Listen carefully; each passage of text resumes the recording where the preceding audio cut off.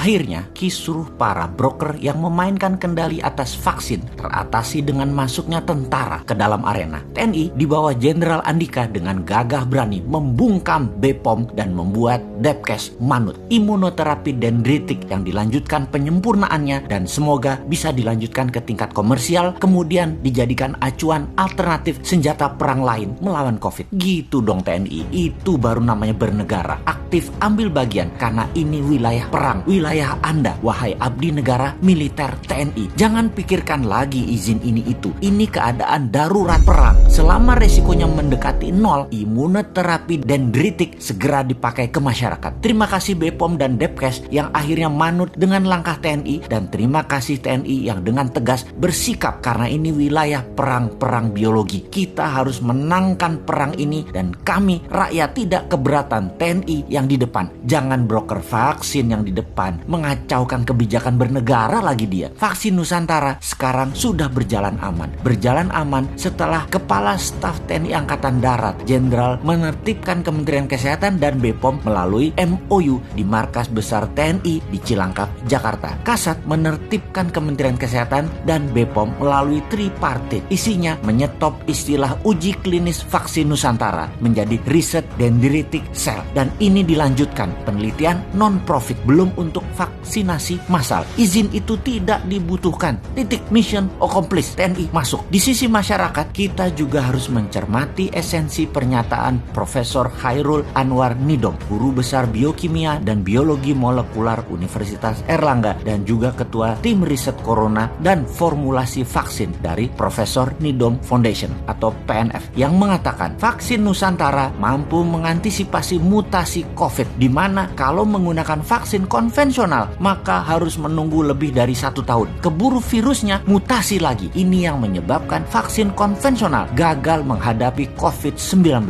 Jadi vaksin Nusantara bukan konvensional vaksin, lebih tepat disebut imunoterapi. Vaksin Nusantara dendritik, cara kerjanya adalah darah pasien dikeluarkan, dipecah, dendritik selnya diambil, antigen virus dimasukkan. Sel dendritik dan virus berinteraksi. Setelah matang, serum disuntikkan ke dalam tubuh pasien kembali. Setelah itu, semoga para broker vaksin asing juga bisa di-stop tindak tanduknya, kemudian bisa mempercepat proses efikasi dan proses safety imunoterapi vaksin Nusantara. Dana vaksin asing yang nilainya triliunan rupiah menggunakan uang negara yang kebanyakan dipegang broker dan oligar, semoga tidak berkutik lagi. Mereka itu sampai berani mempengaruhi para pejabat. Semua ini sebenarnya atas nama cuan, bukan atas nama humanitarian, bukan atas nama nasionalisme. Harus segera di-stop. Salah satunya dengan adanya imunoterapi vaksin Nusantara. Ini akan merubah permainan globalis tersebut secara telak. Militer Indonesia masuk itu patut didukung karena sebuah langkah terang-terangan melawan globalis. Jadi bagaimana kalau kita rincikan langkah itu? Siapakah Jenderal Andika sang kasat ini? Mengapa Jenderal Andika bisa menekan BPOM dan Kementerian Kesehatan? Agaknya kita mundur sebentar, mempertanyakan tanda jasa medali Legion of Merit Degree of Commander dari pemerintah Amerika di tahun 2020 kemarin. Itulah medali tertinggi yang pernah diberikan kepada seorang petinggi militer negara lain, di mana bagi pengamat intelijen pertahanan ini sesungguhnya kode keras. Pentagon adalah nasionalis. Pentagon di bawah Chief Joint Staff Panglima Gabungan E. Miley memang nasionalis tulen yang mengadakan perjanjian ekstra ketat kepada Biden tepat sebelum hari pelantikan, yang isinya kita semua sudah buka di informasi jauh-jauh hari sebelum ini. Anggaran militer 4 tahun ke depan nilainya $3 triliun